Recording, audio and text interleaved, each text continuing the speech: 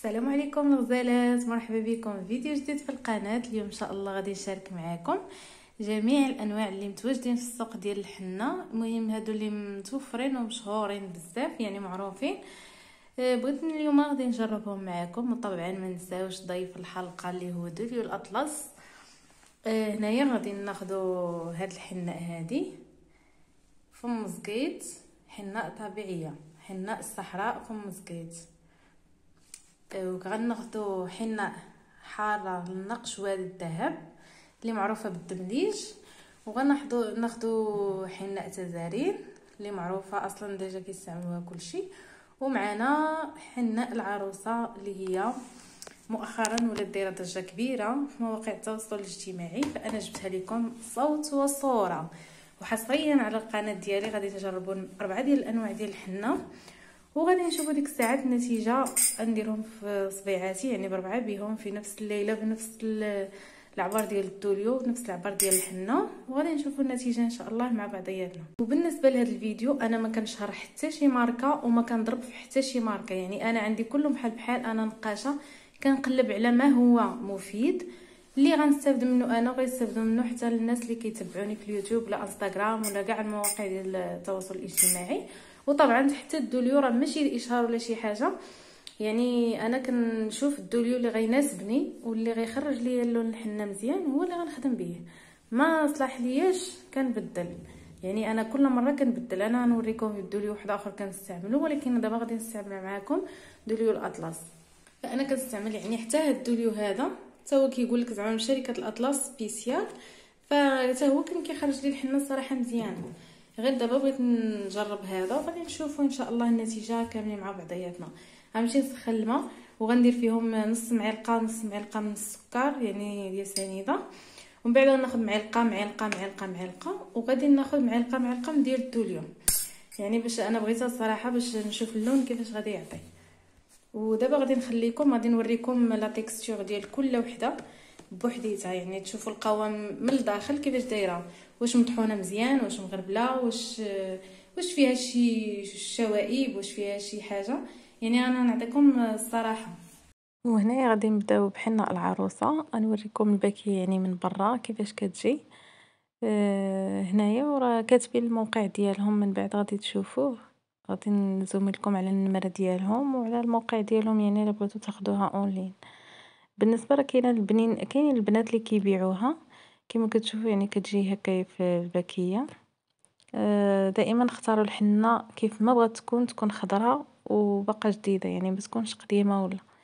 المهم هنا كتحل بهذه الطريقه هذه. وانا بالنسبه لي انا ما خديتها من حتى شي وحده، انا شريتها من عندهم مباشره، يعني وصلتني الطلبيه ديالي حتى للدار. فالصراحه التعامل ديالهم زوين، وكذلك كتوصل لكم يعني في الوقت اللي بغيتوها. اما من الداخل هانتوما كتشوفوا يعني كتجي رطيبه مطحونه مزيان مغربله. الصراحه ما لقيتش فيها كاع العويدات كما كتشوفوا هانتوما، يعني راه مغربله مزيان. هنا غادي ندوزو للحناء التزارين. الصراحه مؤخرا خدموا عليها مزيان رجعت حتى هي كيجيبوها مطحونه مزيان ومغربله، ما بقاتش كنلقى فيها العويدات بحال اللي كانت شحال هادي. زائد بدلوا لها هاد لومبالاج الدخلاني، يعني رجعوها بحال هكا كتجي مسدوده. انا هنايا حيت مستعملها محلوله عندي صافي. حتى هي صراحه من الداخل مطحونه مزيان مغربله، حتى هي ما لقيتش فيها يعني دوك العويدات اللي مولفه كنلقى فيها. كما كتشوفوها هي، شوفوا اللون ديالها خضر. يعني الحنه فاش تبغيو تشريوها ضروري تقلبوا اللون ديالها، خصها تكون خضيره. هنا غادي ندوزو للحنه ديال الدمليج.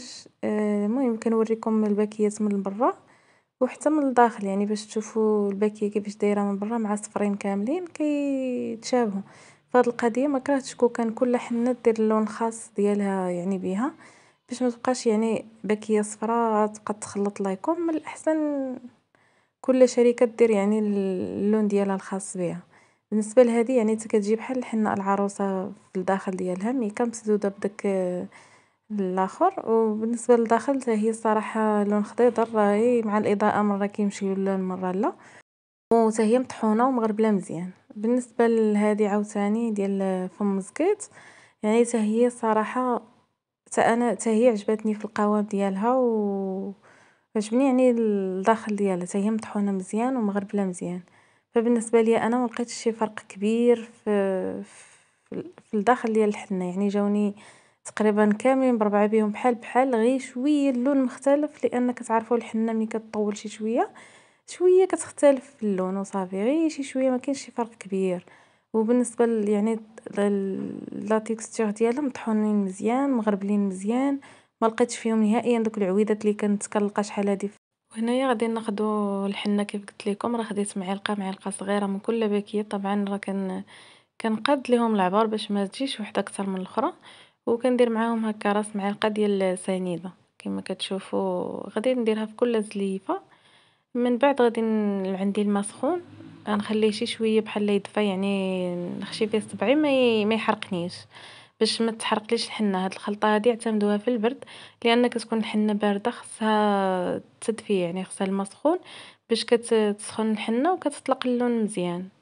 اما في البرد ماشي مشكل، واخا تخدموها بالماء بارد لان كتكون اصلا هي سخونه وكيكون الجو سخون، فكتكون مزيانه يعني في داك الوقيته. هنايا كما كتشوفوا غنبقى نزيد الماء بشويه بشويه، لان كل حنه وكيفاش، يعني كاينه حنه اللي كتشرب الماء، كاينه اللي كتبغي غير شي شويه د الماء. المهم هنايا ما غاديش نجريها، يعني ما غاديش ندير لها الماء بزاف، غير مجرد انها تجمع لي وصافي.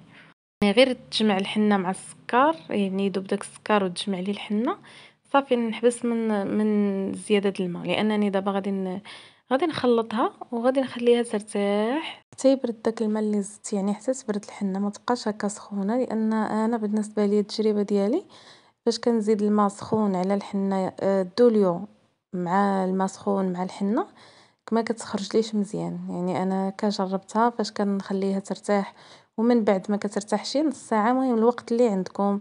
بحال دابا كنتي تمشي عند الكليانه خلطيها بواحد الساعه قبل حتى ترتاح لك مزيان، وزيدي ديك الساعه الدوليو وكتبقاي تدخلي فيها بشويه بشويه صافي حتى كد توصلي للقوام اللي انت باغاه في الحنه. بالنسبه لي انا مره كنخدم بها جاريه، مره كنخدم بها مجموعه شويه على حسب الراس ديال الشوكه، يعني الا كان رقيق خصها تكون مطلوقه، كان غليظ خصها تكون مجموعه شويه. هنايا من بعد ما خلطتها يعني كيف قلت لكم خليتها قاصحه ما جريتهاش، وجمعتها هكا بالسلوفان وغادي نخليها تقريبا ساعه د المكانه، عاد ديك الساعات غادي نرجع لها.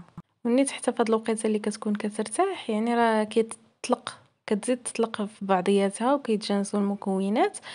وكتعطيكم الطوع، يعني فاش كتجي تخدمي بها وداكشي كتكون مطلوقه، يعني بعد ما غتبقاي كدلكي فيها بيدك وداكشي صافي غتكون طلقات بديك الراحه اللي كترتاح فيها. وكما كتلاحظوا يعني لقيتها عرقانه فاش كتخلطيها وتخليها ترتاح كتعرق كتزيد تطلق في بعضياتها. المهم هنا غادي نحل معكم الدوليو. نتوما كما كتشوفوا كيجي بحال هكا مسدود، كتجي فيه واحد المغطيه صغيره، يعني كيكون محكم الاغلاق. بالنسبه لواحد القضيه في الدوليو، غير تخلطوا الحنه ديالكم، خذوا الكميه اللي محتاجين تسدوه في البلاصه، يعني باش ما يبردش وباش ما ينشف لكمش. هما دايرين له هاد القضيه ديال الاغلاق يعني باش ما كيخرجش داك الجهد ديالو وكيضيع المفعول ديالو، يعني مره اخرى تولي تخلطي به الحنه ما غاديش يعطيكم المفعول نهائيا. هنايا المهم كنبدا دائما بحناء العروسه وانا غادا يعني بالتستيفه.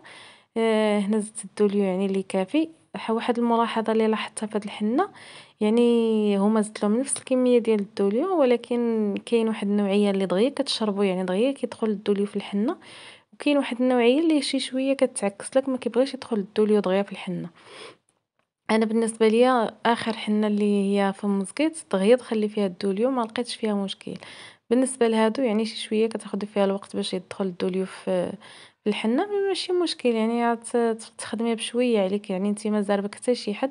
ودائما فاش تكوني تنقشي لشي وحده ولا خودي الوقت ديالك في تخلط الحنه وخلطيها في الدار قبل ما تخرجي، يعني من هنيت فاش تمشي ديك ساعه المكانه ولا نص ساعه ديال المركوب غتكون طلقات هي زادت تطلقوا المكونات في بعضياتهم. كما كتشوفوا هذا هو القوام ديال حناء العروسه. هنايا راه من بعد ما زدت الدوليو وبقيت كنزيد شويه ديال الماء باش تزيد تطلق ليا، من بعد جمعتها وغطيتها بالسلوفان. هنا دزت الحنه ديال التزارين، هانتوما كتشوفوا حتى هي القوام ديالها. وهنايا دزت الواد الذهب حتى هي القوام ديالها نتوما كتشوفوه في الفيديو، يعني انا كنوريكم بالصوره ومن بعد درت التعليق الصوتي بوحدو، يعني راه نفس تقريبا جاتني انا نفس الحاجه، يعني نفس هاد الحنه نفس الحنه الاخرى نفس الاخرى. كيكون اختلاف صغير ولكن ما باينش الصراحة، ماشي شي اختلاف كبير. هنايا الحنة الأخيرة اللي هي في المزقيط اللي قلت لكم تخلي دغيا فيها الدوليو، يعني الصراحة هذه بالزربة يعني غير درت الدوليو دغيا تخلط، فصافي كنبقى نزيد لها شوية د الماء وحتى كنحصل على القوام اللي بغيت. بالنسبة للدوليو كي قلت لكم ضروري ترجعوا تسدوه كيف ما كان، يعني باش ما يدخل لكم ليه لا هوا لا والو.